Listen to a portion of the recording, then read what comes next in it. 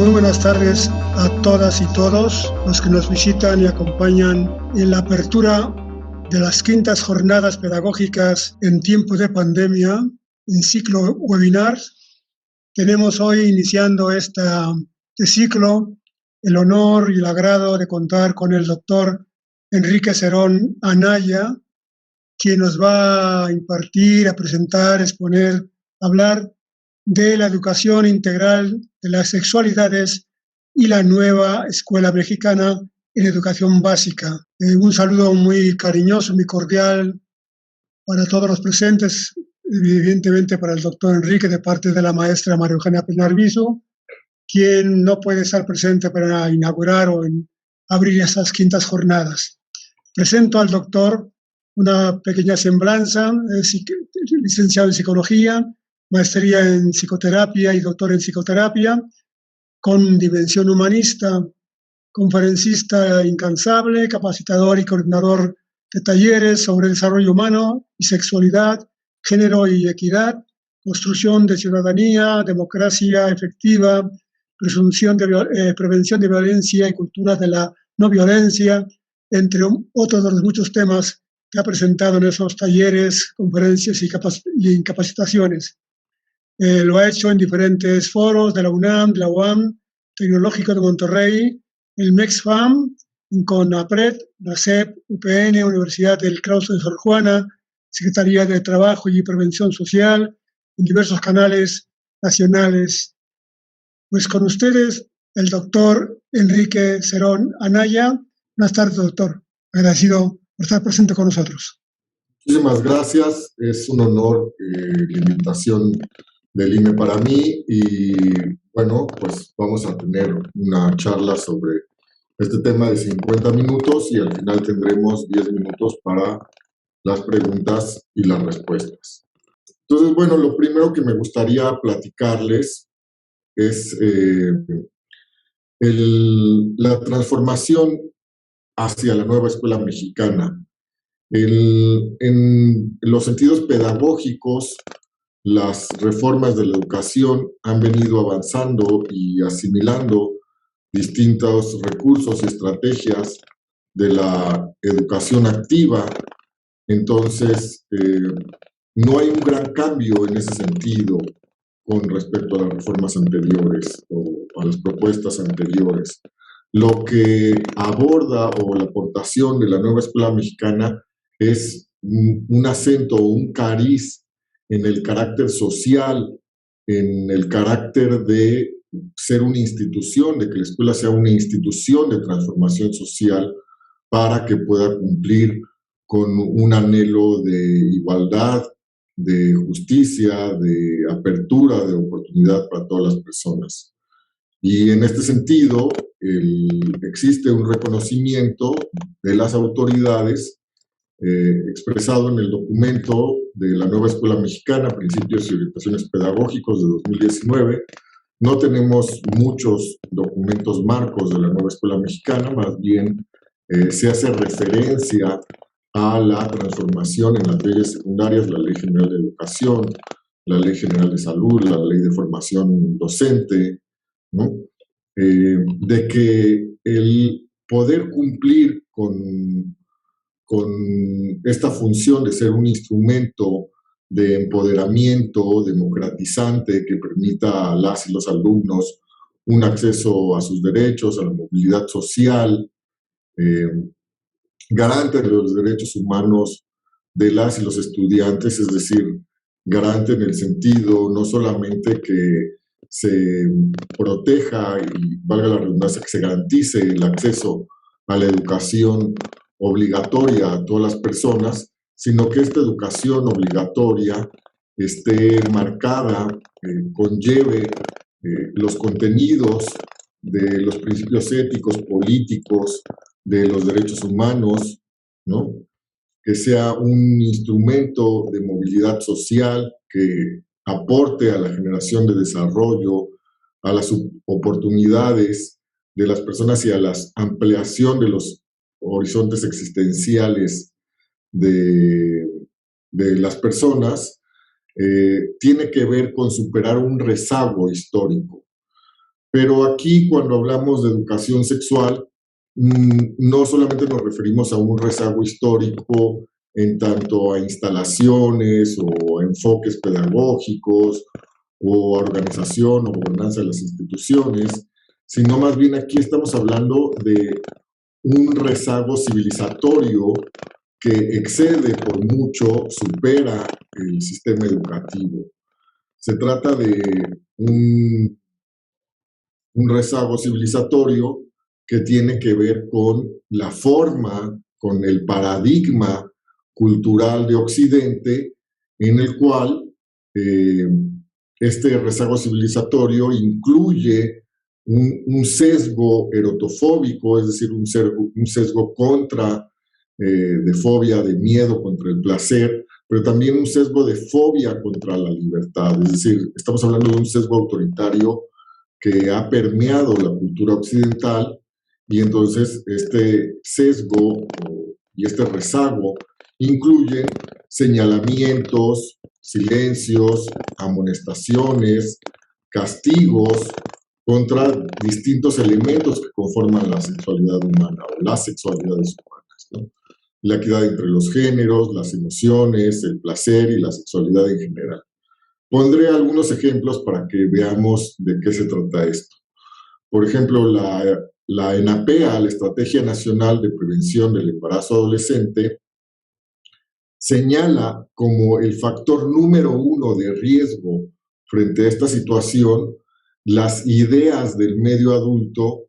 acerca de que las y los adolescentes no tienen o no deberían tener o no deberían ejercer su sexualidad.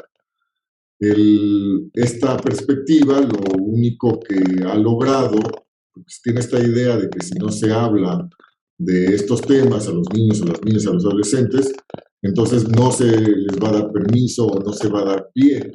cuando en realidad lo que sucede es que lo que se evita es el desarrollo de habilidades para el autocuidado de niñas, niños y adolescentes. Y pensemos que resolver un problema significa que niñas, niños y adolescentes vayan desarrollando habilidades a lo largo del trayecto formativo y no solamente en la etapa en la cual se presentan los problemas, que es decir, en la adolescencia. Por otro lado, tenemos el asunto de la violencia en las relaciones de pareja. Los instrumentos que se tienen, que es la encuesta nacional de la violencia en el noviazgo y también la encuesta nacional de violencia en las relaciones en los hogares, nos dicen que más o menos 3/4 partes de las y los adolescentes que fueron encuestados en el primer instrumento reportaron haber tenido por lo menos un modo de violencia en sus relaciones de pareja. Y en la encuesta nacional de violencia en las dinámicas de los hogares, lo que nos indica es que por lo menos el 55% de las personas encuestadas, mujeres encuestadas mayores de 15 años, reportaron por lo menos un modo de violencia en su actual o anterior relación de pareja. Entonces, si estos modos en los que nosotros, o los que son los más habituales de enseñar o educar en sexualidad, entendamos que todas las personas educamos con o sin intención. Es decir, se trata de un proceso universal y continuo en la cual niños y niñas no solamente aprenden de lo que se dice, sino también de lo que no se dice, de lo que se calla, de las actitudes, ¿no? De situaciones como ver, por ejemplo, a llegar entrar a la cocina o entrar a un área de la casa, y entonces si los padres se están abrazando, separándose como si los estuvieran cachando cometiendo un crimen, pues todas estas situaciones educan sexualmente. Y entonces, si este tipo de situaciones tuvieran un efecto, o sea, este tipo de mecanismos tradicionales, como de guardar silencio, de señalar, ¿no? de amonestar, de atemorizar a las personas, tuviera un efecto efectivo, valga la redundancia, un efecto real sobre la educación de las personas, pues estos datos que les acabo de mencionar no sucederían. Entonces aquí tenemos por un lado, tenemos una serie de imaginarios que permean la cultura y por otro lado tenemos una serie de requerimientos necesarios para poder generar una educación de las sexualidades para la vida. Entonces, una amplia capa del medio adulto sigue considerando el ejercicio de la sexualidad, las sexualidades, como una fuente de problemas, enfermedades, desdicha, perversión, indecencia, etcétera, y entonces genera prácticas discriminatorias, que son prácticas discriminatorias donde se niega el acceso a los derechos y a las oportunidades de las personas con la buena intención de proteger a las jóvenes generaciones de la vida. Bueno, aquí habría que hacer una puntualización porque pues, en estos imaginarios pareciera que pues, el papel del medio adulto es proteger a las y los menores de la vida y no habilitarlos para la vida en una lógica en la cual pues, el sentido de un proceso tanto de crianza como de formación académica en el sistema escolar, como les decía, sería proteger a las personas de la vida y no habilitarlas para la vida. Esto en realidad supondría pues encerrar a la gente, a las niñas, a los niños y a los adolescentes con una cúpula de cristal y ponerles una rendija así lo más fina posible solamente para que cupiera una bandeja con los alimentos y como sabemos ni ahí estarían protegidos de la vida porque ahí entra un virus, la persona se enferma, si esa enfermedad discurre a la gravedad, pues esa persona se muere y se acabó lo que se daba y no se puede en realidad, en un sentido realista, en un sentido descriptivo, proteger a las personas de la vida. Entonces, ¿qué es lo que hacen padres, madres, personal docente y el medio formador alrededor de niños y niñas? Lo que hacen es vertir sus miedos en esta idea de protección a las y los menores y entonces pues la persona revisa su historia de vida y dice, bueno, pues a mí me asaltaron a las 9 en el paradero, pues, prohibido llegar después de las 9. Pues yo metí un pie en un hoyo jugando básquetbol y nunca más volví a quedar bien, prohibido jugar básquetbol. Y entonces cada adulto hace una lista de sus miedos, de sus fobias, de sus situaciones no resueltas de su historia de vida y unas reglamentaciones anexas que concuerdan con cada una de esas situaciones y llegan con niños, niñas y adolescentes y le dicen, hijo mío, alumno mío, etcétera. Todo esto está prohibido por tu bien. Por supuesto, niños, niñas y adolescentes pues se quedan en una situación de confusión, en una situación de desconcierto y no entienden por qué sucede eso. No es algo que abone, al contrario, ¿no? Lo único que hacemos es con nuestros miedos estorbar una existencia auténtica, una existencia para sí. Pensemos que desde la Ilustración un elemento fundamental que se introdujo con la perspectiva humanista de la modernidad en la filosofía es la idea del ser para sí, de dejar de pensar que el ser humano vive para cumplir un mandato religioso, un mandato moral, un mandato histórico, una ley ontológica o la construcción cultural que ustedes quieran elegir o en la que quieran pensar. Y se empezó a hablar de un ser humano que vive para sí mismo, para realizar su propio proyecto existencial. Y como les comentaba, estos miedos no abonan a un desarrollo integral de los individuos, a un libre desarrollo de la personalidad, sino por el contrario, lo único que hacen es hacer ver que la persona no tiene sentido, no tiene derecho de vivir un ser para sí, sino un ser en función de todas estas situaciones, tanto las personales que proyectan el medio adulto o cada una de las personas del medio adulto que los rodean, como estas expectativas culturales o imaginarios de corte social que están instalados en el medio ambiente de las y los niños y adolescentes. Justamente lo que se requiere es, para llevar a cabo los objetivos de la nueva escuela mexicana como un instrumento de emancipación y de justicia social, es un personal docente capaz de generar una lectura crítica de las cosmovisiones dominantes en las cuales está englobada una visión negacionista o negativista de la sexualidad, donde, como les decía, pues pareciera que la sexualidad pasa como algo,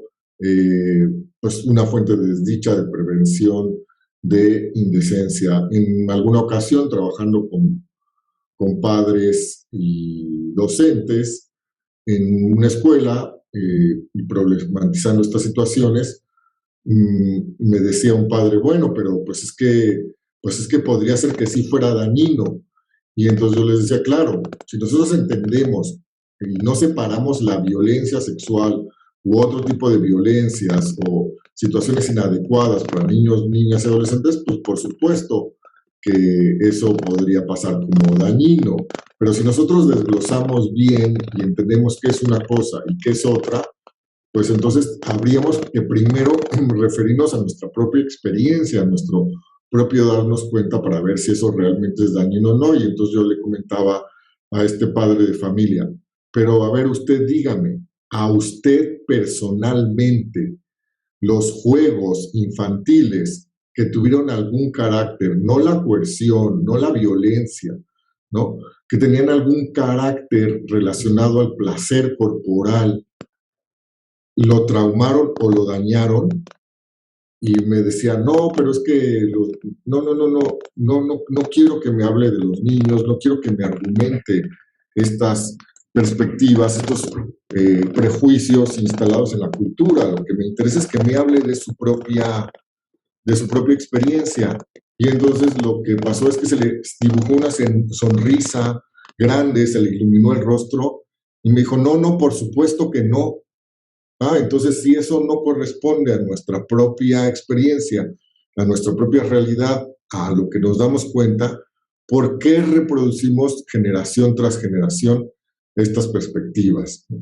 Entonces, bueno, como lo que les decía, lo que se necesita es un personal docente capaz de ver por encima, de tener una lectura crítica de estos paradigmas en los cuales se engloba esta visión de la sexualidad y poder compartir y reproducir, educar en puntos de vista realistas, es decir, realistas en tanto que pueden ser comprobados a través de los sentidos, que pueden ser corroborados, que pueden ser investigados, que pueden ser verificados, ¿no? Y basados en esta evidencia acerca de esta última, que es las sexualidades humanas. En este sentido, también quiero referir al marco de los derechos humanos y también en su vínculo con la perspectiva de la nueva escuela mexicana. Pensemos que los derechos humanos primero son las condiciones básicas legisladas, es decir, positivadas, contenidas en las leyes, para que las personas puedan tener acceso a una vida digna y autoelegida. Digna quiere decir que se tiene un nivel mínimo de bienestar para sostener la existencia, y autoelegida es que las personas pueden llevar a cabo un proyecto en libertad que decidieron para sí mismos. Entonces ahí encontramos pues el derecho a la libre expresión, el derecho a la salud, el derecho a la educación, el derecho a la igualdad entre hombres y mujeres. Y estos derechos humanos que son al mismo tiempo son pilares, aunque ya tienen un valor si los vemos, digamos, en abstracto como tal, no solamente forman parte de una red porque se deben entender como universales, interconectados, indivisibles, pero además son las columnas de un contexto más grande que es un contexto de justicia social. Los derechos humanos son los pilares que sostienen un proyecto de justicia social. Y un proyecto de justicia social es un proyecto de acceso generalizado a una calidad de vida que tiene que ver mucho con un acceso al derecho a la información, al derecho a pensar por sí mismos y al derecho a darnos cuenta de las cosas. Entonces, como vemos, pues aquí tenemos un desfase entre estos objetivos de justicia social, de acceso a los derechos de las personas, de la nueva escuela mexicana y al sustrato cultural del cual forman parte las instituciones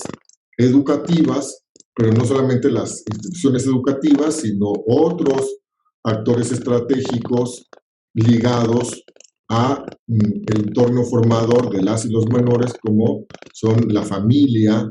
y el sector salud. Fíjense que, bueno, hay identificados en distintos documentos marco, por ejemplo, los de la UNESCO, distintos enfoques acerca de lo que se ha impartido tradicionalmente como educación sexual, ¿no? Y uno de estos enfoques es el enfoque moral, que consiste en transmitir una perspectiva en la cual las cosas de la vida están divididas en buenas y malas, y preferentemente en buenas por naturaleza y malas por naturaleza. Aquí es importante retomar la observación del filósofo español Fernando Savater cuando nos habla de que ética y moral no son lo mismo. Dice, la ética es la condición humana en la cual, al estar inmersas en un mundo de tiempo y ser la manifestación de este tiempo del cambio, nos tenemos que ver obligados a decidir en todo momento de nuestra vida, a cada instante. Ante cada cambio decidimos si tomar un camino u otro, si ponernos una camisa a otra, si llegar, conectarnos a tiempo o no conectarnos a tiempo, si ver este webinar en vivo o verlo a través del canal de YouTube del instituto, etcétera. Todo el tiempo tenemos que decidir, incluso decidir que otras personas decidan por nosotros es también decidir, ¿no? Y entonces, en ese sentido, la moral, que es un método de decisión que divide las cosas en buenas y malas, sería un método ético, ¿no? Entonces, bueno, en esta idea moral de la educación sexual, pareciera que el darle una lista a niñas, niños y adolescentes de lo que está bien frente a lo que está mal sería suficiente para que con estas herramientas se pudieran enfrentar a la toma de decisiones, a las circunstancias cambiantes de la existencia, y como ya lo hemos visto anteriormente, cuando hablaba en las primeras láminas, pues eso no ha dado resultado. Entonces, otro asunto es el enfoque biologicista, que es decir, poner el acento de la educación en los procesos fisiológicos, especialmente de la reproducción, ¿no? En los conocimientos médicos, como si la sexualidad se tratara únicamente, o las sexualidades humanas se trataran únicamente de una situación unidimensional y mecánica, y eludir todo aquello que tiene que ver con las decisiones éticas, con los derechos de la persona, con la toma de decisiones, con los proyectos de vida, con los conflictos éticos, con la igualdad entre hombres y mujeres, con la aceptación de la diversidad, con la prevención de la violencia. También tenemos el enfoque preventivo, que ha sido el poner el asunto en hacer ver a esta población, a las y los menores, todas las enfermedades, situaciones terribles, daños, riesgos a los cuales se podría enfrentar, y pensar otra vez que si asustamos a las y los menores, pues esto va a ser suficiente para que tengan herramientas para enfrentar la existencia. Entonces, ¿qué tipo? Y finalmente tenemos la educación integral de las sexualidades, que entiende la sexualidad humana y las sexualidades humanas como un elemento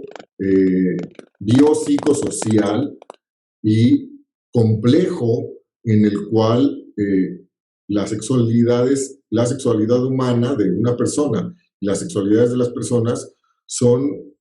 las características por ser seres sexuados, en la cual nacemos todos con una sexualidad, y esta sexualidad nos va a acompañar hasta el último de nuestros días. Y esta sexualidad transversaliza todos los aspectos de la vida humana. Ahora, ¿qué tipo de enfoque va a impartir el personal docente en sus centros escolares? Pues a saber, cada quien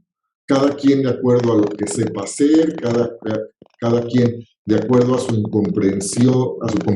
o incomprensión de esta materia y de la existencia en general, de acuerdo a sus situaciones resueltas o no resueltas de su historia de vida, de acuerdo a su aceptación o no aceptación de su propia sexualidad. Entonces aquí tenemos un problema grande, y además habría que revisar que de todos los recursos que requieren las y los docentes para poder formar a otro ser humano, en el ámbito en donde hay mayor ignorancia, tabúes y prejuicios, es este ámbito de la comprensión de las sexualidades humanas.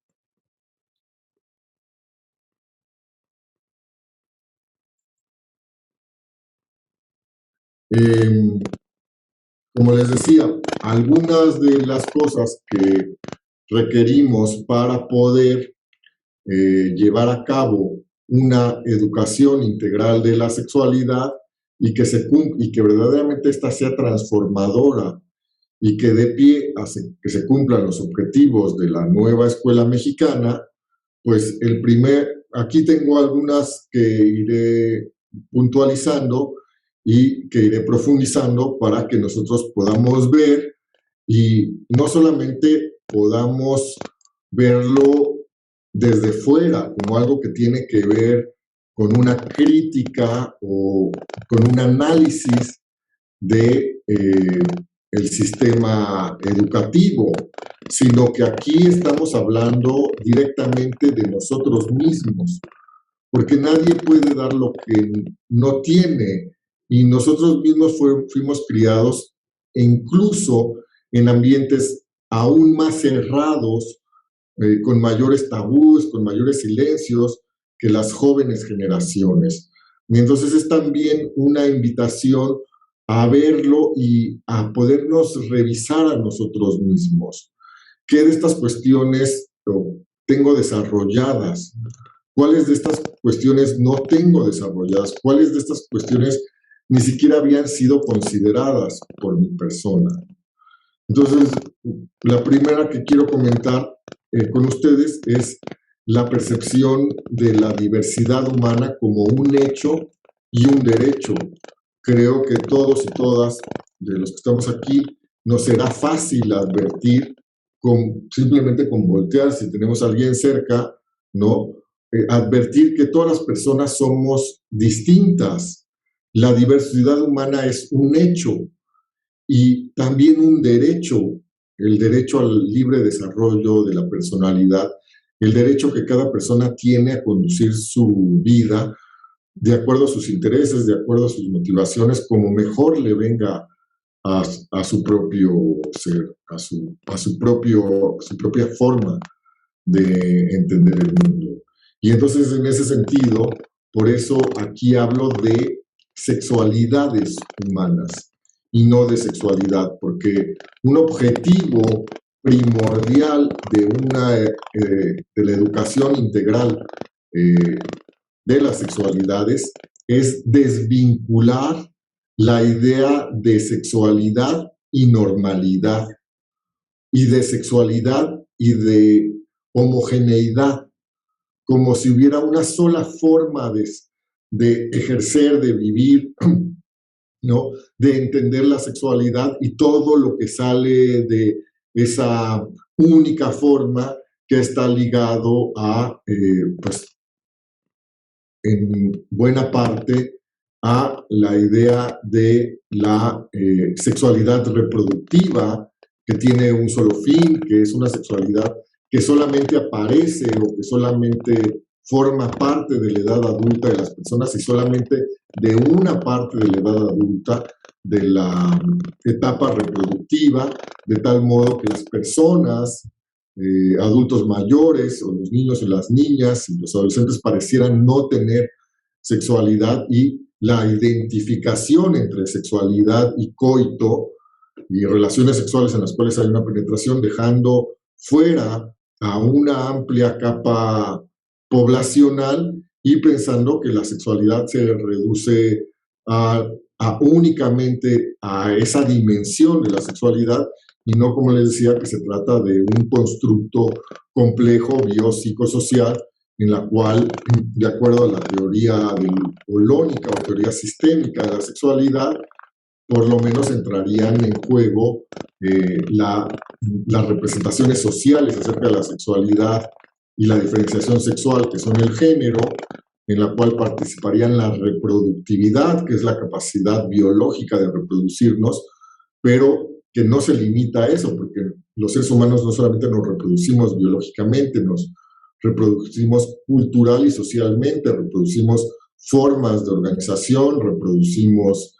significados, reproducimos cultura, reproducimos lenguaje, y hay una serie de fenómenos alrededor de la reproducción biológica, fenómenos tales como la paternidad, la crianza o la educación,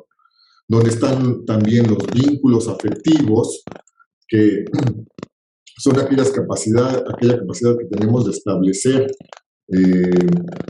relaciones significativas, relaciones intensas con otra u otras personas, y lo que hay a su alrededor, como la institucionalización de estos vínculos a través de la cohabitación, de los noviazgos, de los matrimonios, ¿no? Cuestiones que tienen que ver también con las cuestiones, los constructos, los imaginarios, alrededor del amor, y la disolución de estos vínculos, los duelos, las separaciones, ¿no? Y finalmente el erotismo, que es todo aquello que tiene que ver con el placer sexual. Estos serían los componentes de la sexualidad desde la teoría sistémica de la sexualidad, que, como vemos, es mucho más que la simple diferenciación sexual o las relaciones sexuales coitales. La no discriminación de las personas, es decir, el abonar a la construcción de la percepción y autopercepción, de la percepción social y autopercepción en el estudiantado de ser sujetos de derechos.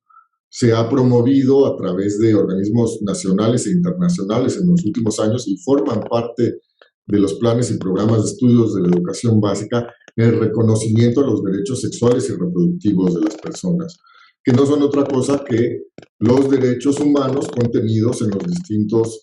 mecanismos jurídicos, tanto nacionales como internacionales, ratificados, las convenciones y firmadas y ratificadas por el Estado mexicano, que pasan a formar parte del cuerpo legislativo que norma las relaciones humanas, en los cuales se hace referencia a los derechos humanos, y específicamente las fracciones en las cuales se hace referencia a las partes que tienen que ver con las sexualidades, el género y la reproductividad de las personas. El asunto de evitar juicios y estigmas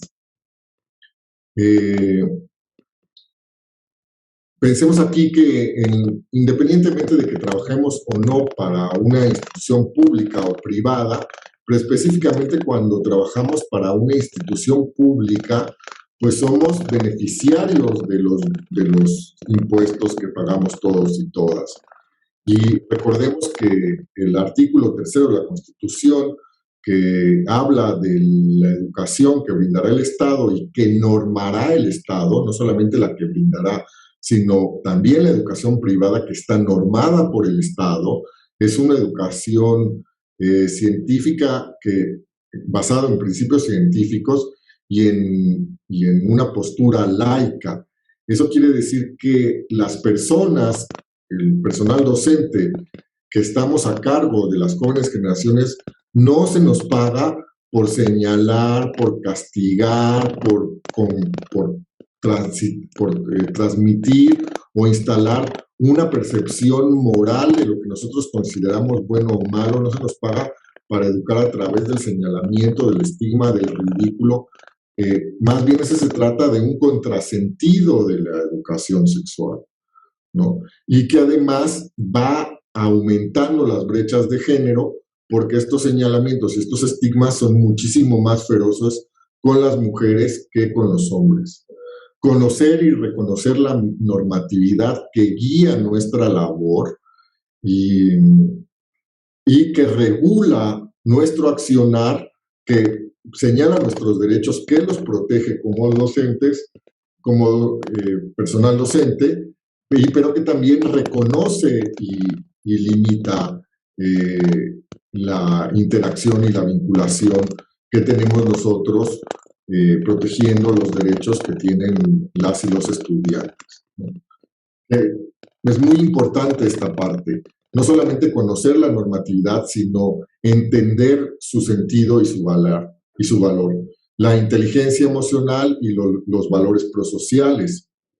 Es decir, una educación integral, una educación para la vida en el ámbito de las sexualidades y fuera del ámbito de las sexualidades también tiene que ver con la capacidad de incorporar esta dimensión que ha sido desterrada de la cultura o devaluada en la cultura, que tiene que ver con aquello que proviene del cuerpo, aquello que proviene de las percepciones, de las emociones, e integrarlo en una cuestión como el término que acuñó el budismo de sentipensar, de no percibir el mundo de manera dividida y pensar que nuestro accionar va a ser más eficiente, más eficaz, más efectivo, como si en vez de ver el mundo con los dos ojos, nos tapáramos un ojo para ver. Lo mismo es esta perspectiva de hacer ver que los pensamientos, que el logos, que la argumentación es lo único válido y que nuestra otra dimensión, que es lo corpóreo, que son las emociones, pues algo de segunda que no vale o que no importa, ¿no? Y por supuesto que en la educación sexual también tiene que ver un compromiso, un vínculo con un compromiso por la igualdad, por el respeto a los derechos a las demás personas, por la inclusión, el desarrollo de una perspectiva crítica en el alumnado, es decir, está en muchos ámbitos de los planes y programas de estudio, pero se trata de que las personas generen un conocimiento producto del descubrimiento que puedan corroborar, verificar, comparar, investigar, y entonces sea un conocimiento significativo y que empodere a las personas y no sea una mera repetición de lo que las personas que tienen una jerarquía, que pueden ser docentes, directivos, etcétera, digan y se tenga que aceptar, pues porque la persona que tiene el sartén por el mango lo dice, cuestión que se tiene que acabar, no solamente en este ámbito, sino en cualquier otro. Las habilidades para el uso correcto de la metodología anticonceptiva y, por supuesto, los conocimientos que tienen que ver con la fisiología y la reproducción humana basada en los avances científicos y, como les decía, en cuestiones que se puedan verificar y corroborar. La difusión y promoción de defensa de los propios derechos de niños, niñas y adolescentes y recordemos que en los planes y programas de estudios nos piden en distintos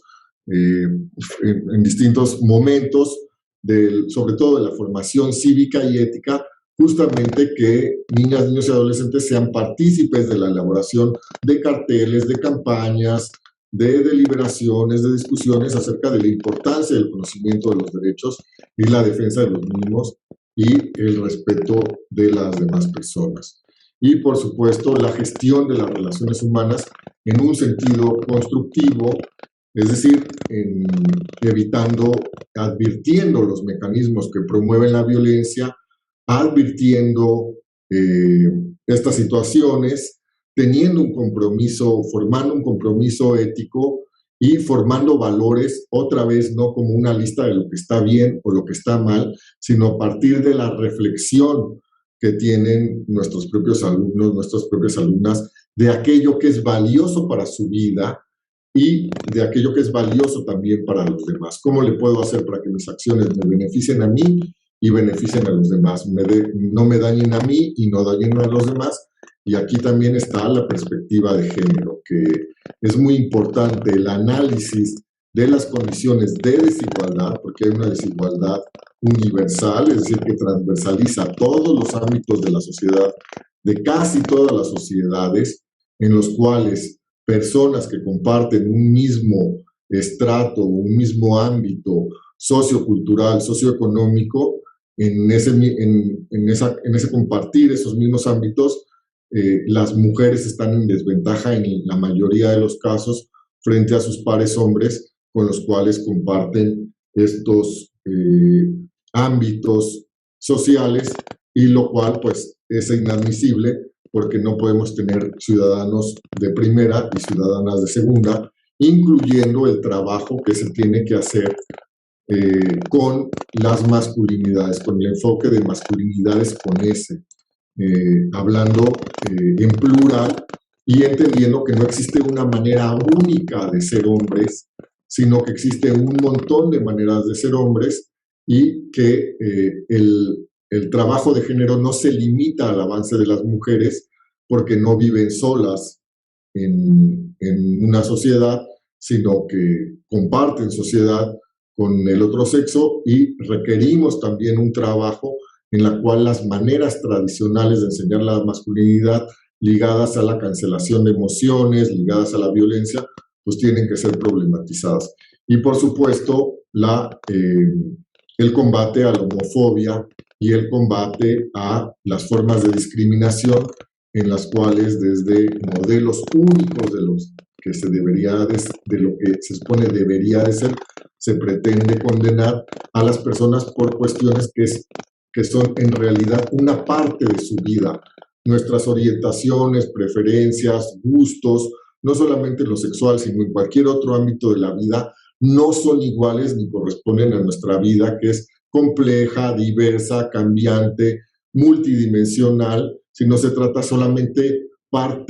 una parte de nuestra vida que no nos puede estigmatizar, no nos puede ceñir, no nos puede conformar, y por supuesto no puede ser motivo para la discriminación de las personas. Y finalmente les digo gracias por haberme escuchado y abrimos el espacio para las preguntas y las respuestas. Pues bien, doctor, hay por lo menos algunas preguntas, más que pregunta, una petición de aclaración en esta doble uso de género y sexo, que es muy común su relación. Quisiera de parte de usted una aclaración más profunda. Igualmente, otra alusión a la cuestión de la masculinidad, que hoy día también es una palabra que tiene sus diferentes sentidos semánticos. Y una crítica, no sé si estaría usted de acuerdo también, de que la UCICAM de la SEP no tiene claro la cuestión de la laicidad del Estado mexicano, porque imparte talleres de moral cristiana. ¿Qué diría usted al respecto de esto? Y una pregunta más directa es si en la EIS el respeto al otro sería, bueno, al otro como su individualidad, como sus preferencias personales, sería un elemento fundamental a tener en cuenta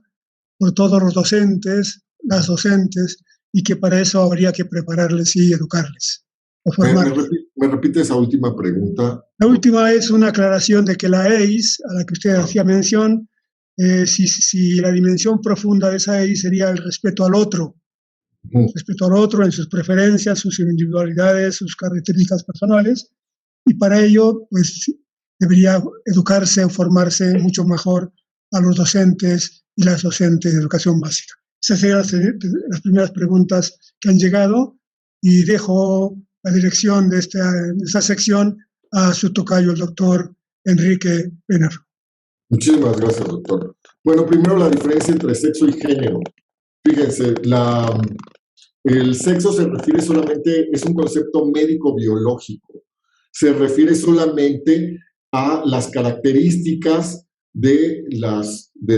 una especie animal, como somos nosotros, por ser parte de hembras o machos de una especie animal. Pero con estas características no viene ninguna característica,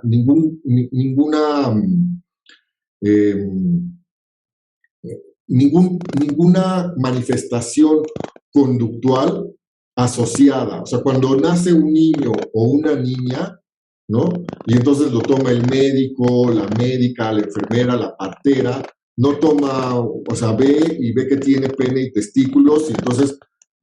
voltea y le dice, ay señora, felicidades, tuvo un lindo niño, y lo voltea y trae una etiqueta y dice, ay, mire, dice que va a ser bien macho, que va a ser bien enojón y que va a ser bien tomador y jugador.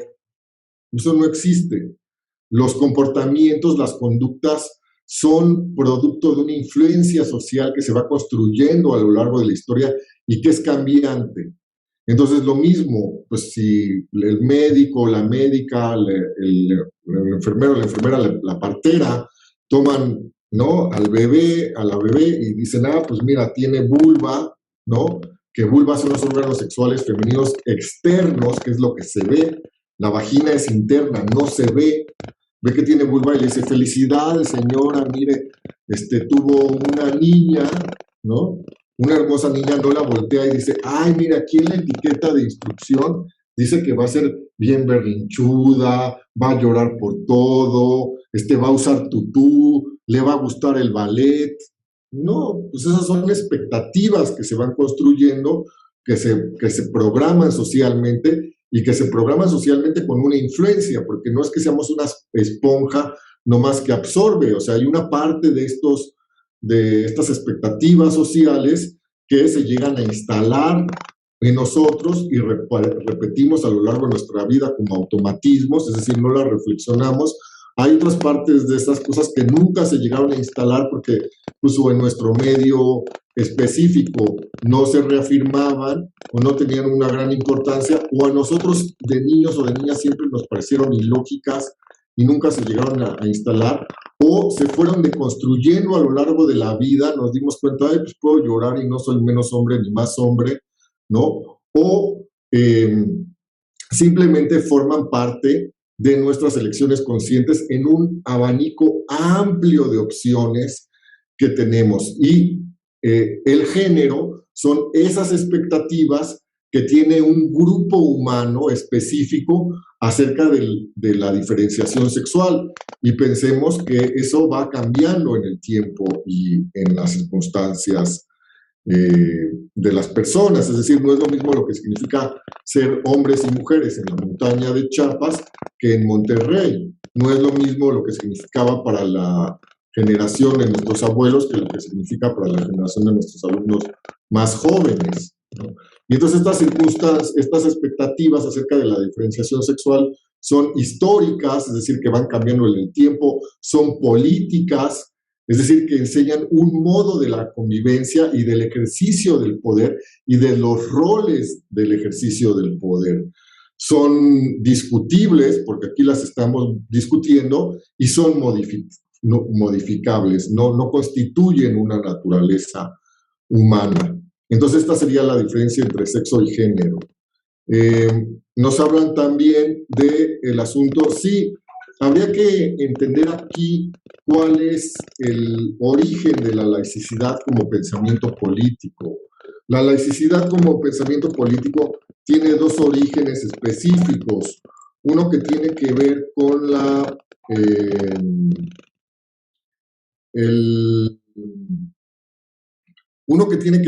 Revolución Francesa y el reconocimiento de la separación de la Iglesia y del Estado como el regidor y el impartidor de justicia. Pensamos que anterior a la Revolución Francesa estaba todavía vigente la Inquisición, que impartía y señalaba de acuerdo a los criterios religiosos, ser un órgano de impartición de justicia. Cuando esto se separa, este es uno de los orígenes del pensamiento de la laicidad como pensamiento político, la Revolución Francesa y su separación Iglesia y Estado. Pero otro de los orígenes de la laicidad como pensamiento político se dio en el mundo anglosajón,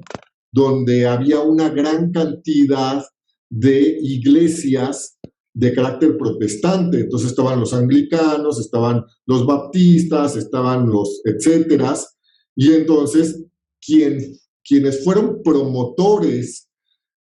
principalmente de ese pensamiento político laico, de laicidad,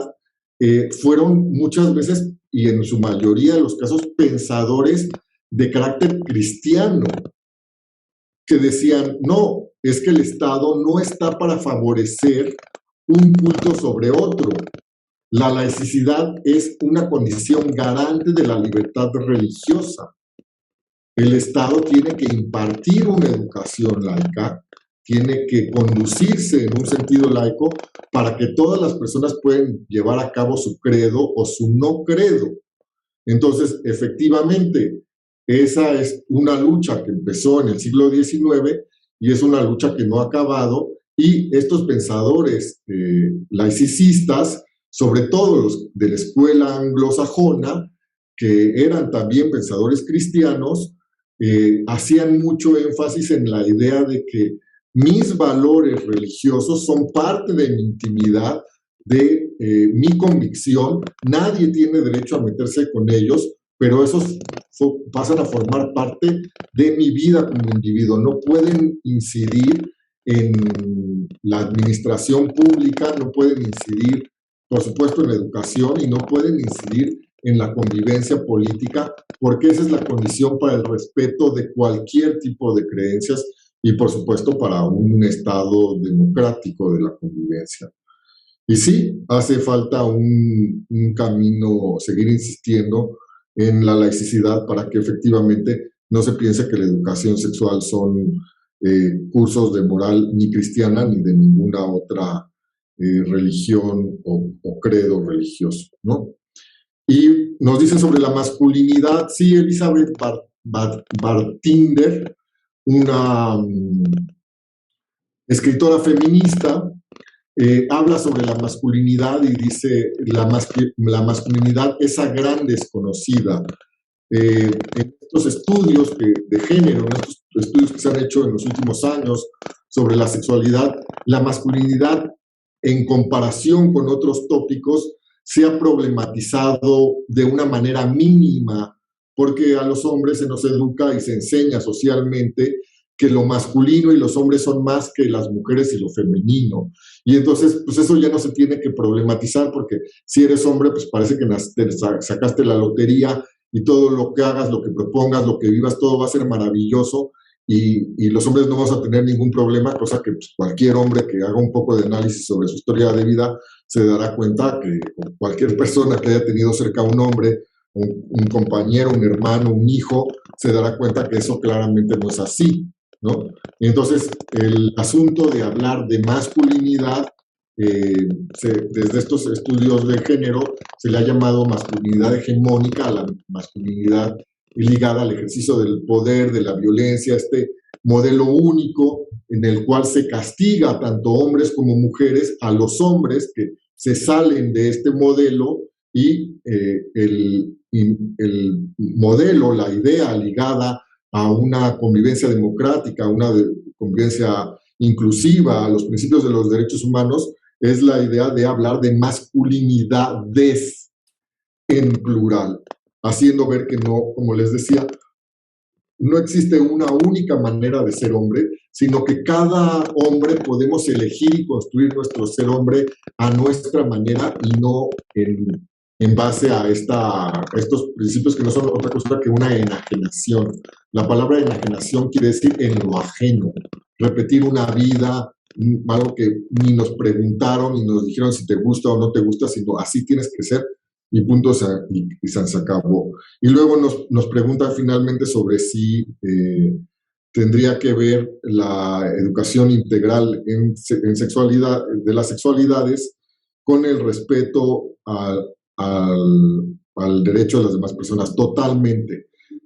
Pensemos que está también ligado a uno de los derechos humanos fundamentales, que es el el derecho al libre desarrollo de la personalidad, que en la anterior reforma y, digamos, en los documentos marco del anterior sexenio, también se habla de la educación para la libertad y llevamos pues lo que lleva del siglo XX y lo que lleva del siglo XXI insistiendo, por lo menos desde los enfoques pedagógicos, desde lo más valioso de los enfoques pedagógicos, en generar una educación emancipatoria, una educación para la libertad, y la educación integral de las sexualidades no es ajena a este principio. No sé si hay más comentarios o dudas o algo que... Doctor Enrique. Sí, realmente tenemos algunos comentarios agradeciendo su ponencia. De igual forma, el doctor Vicente Carrera tuvo que ausentarse por un compromiso previo, pero de su parte y a nombre del Instituto Multidisciplinario de Especialización, así como de su directora, la maestra María Eugenia Penar Bisu, queremos agradecer al doctor Enrique Sedón Anaya por su excelente ponencia. Y a todos los asistentes los invitamos a participar en el próximo webinar que lleva por título Educación Emocional como soporte del aprendizaje en la escuela, con la doctora Doris Jiménez Flores. Este webinar se realizará el viernes 1 de abril y por supuesto que les enviaremos una invitación por correo para registrarse, pero de cualquier forma en un momento les voy a compartir la invitación en la pantalla completa y mientras tanto les pido de la forma más atenta que nos regalen un minuto más para contestarles la encuesta evaluando la ponencia del doctor Cerón. Nuevamente, muchas gracias a todos por acompañarnos. Doctor Enrique Cerón, muchísimas gracias por su ponencia. Muchas gracias por su escucha y espero que les haya sido de la mayor utilidad y sobre todo que esto llegue a donde tiene que llegar, que es a beneficiar a las y los estudiantes que están a su cargo. Y pensemos, un último y breve ejercicio. Pensemos en si a nosotros nos hicieron o no nos hicieron bien los miedos, los prejuicios, los silencios, los regaños de las generaciones que nos formaron, ¿por qué pensamos que esto le puede hacer bien a las jóvenes generaciones? Muchísimas gracias.